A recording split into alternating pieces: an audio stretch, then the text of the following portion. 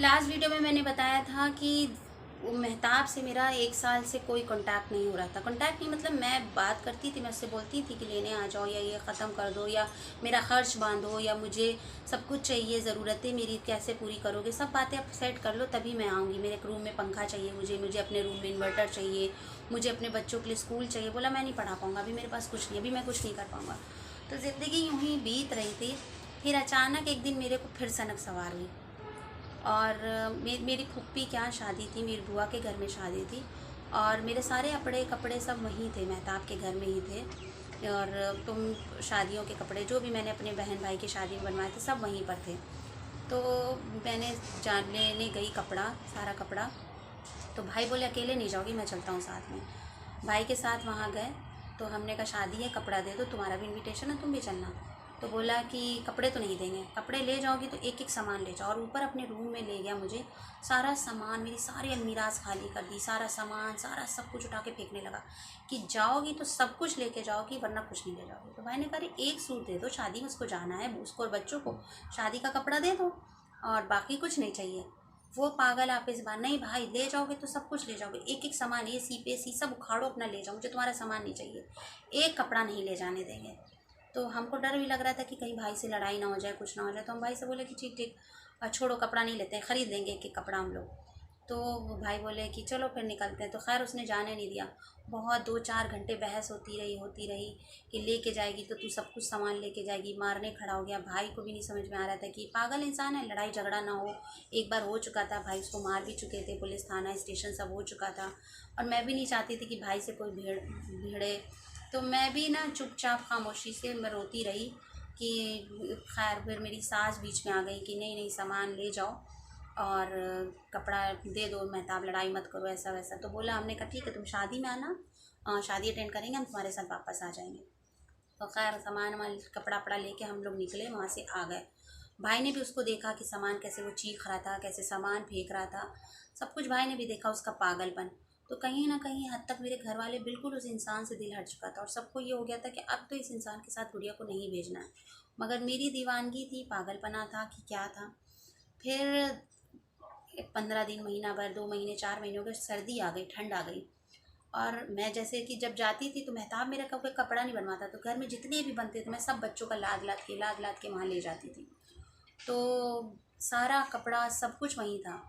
तो जब मैं कपड़ा ला रही थी तो बहुत चिल्ला रहा था, ये पैंट ये क्यों ले जा रही हो, ये दो, एक पैंट क्यों ले जा रही हो, ये शर्ट क्यों ले जा रही हो, बेटे का शादी में तो एक दिन जाना है, दो कपड़ा क्यों ले जा रही हो।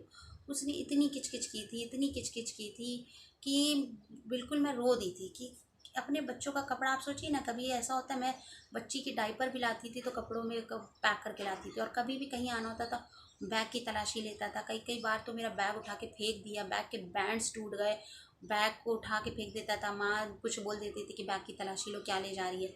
कपड़ा दिखता था, क्योंकि वो खुद तो कपड़ा नहीं बनवाता था, बस उसको ये लगता था कितना कपड़ा ले जा रही, कितने दिन के लिए ले जा रही, कुछ घर से तो नहीं ले जा रही, शक में मेरे को रखता था। और ये सारी चीज़ें कहीं ना कहीं मुझे टॉर्चर करती जा रही थी और मेरा दिल कहीं ना कहीं होता जा रहा था कि अब इस पागल के साथ नहीं रहूँगी, मैं इस पागल के साथ नहीं रहूँ। मगर मजबूरी इतनी थी कि जब घर में रहो तो बेटा मेरा दुलार में बर्बाद हो रहा था।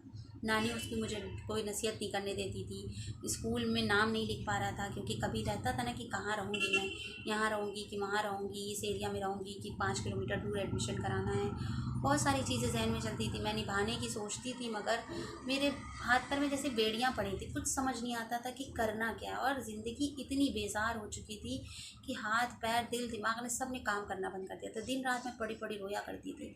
सबकी नज़र में ये था, सब बोलते थे छोड़ दो, क्यों जाओगी, क्योंकि जब उसने पागलपना किया, सारा सामान उठा के फेंकने लगा, सब कुछ A to Z, सारा सामान, बर्तन बर्तन सब ले जाओगी, जाओगी तो सब कुछ लेके वरना कुछ नहीं ले जाने दूंगा, मारने खड़ा हुआ जा रहा। तो सब कुछ देख के मुझे हालात सही नहीं लगते थे, मुझे लगता था कि मेरा फ्यूचर सिक्योर नहीं है। मगर मायके में रहना मैं नहीं चाहती थी, मैं बहुत डरती थी सिंगल मदर बनने से, क्योंकि 9 साल से 7 साल से मैं सिर्फ यही सब झेल रही थी। सुबह उठो, स्कूल छोड़ने जाओ, जॉब करो, ये करो वो करो, मैं टूट चुकी थी। मुझसे मुझसे नहीं होता था, मुझसे कोई कहे जॉब करने का दिल करता था, मैं कभी भी नहीं चाहती थी मैं जॉब करने वाली औरत बनूँ, कभी भी मैंने नहीं सोचा था।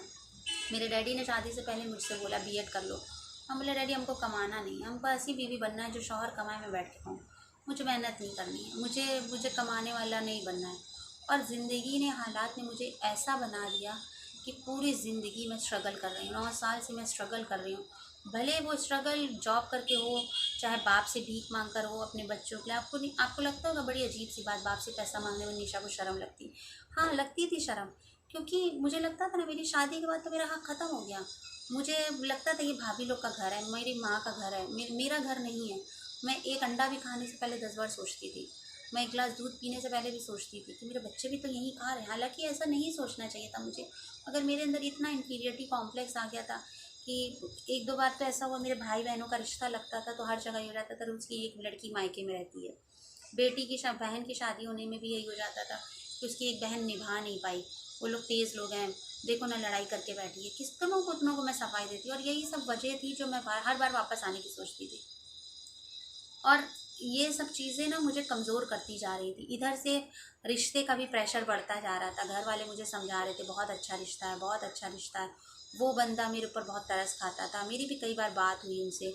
मैं हमेशा ये बोलती थी मुझे आपसे शादी नहीं करनी, मगर वो इंसान इतने अच्छे से मुझसे बात करता था, नहीं निशा अपनी ज़िंदगी देखो, मैं तुमको इज़्ज़त दूँगा, मेरी भी मैं तुमको ऐसे रखूँगा, वैसे रखूँगा, मोहब्बत दूँगा, तुम्हारी जैसी बीवी मिल जाए तो ज़िंदगी बन सकती है।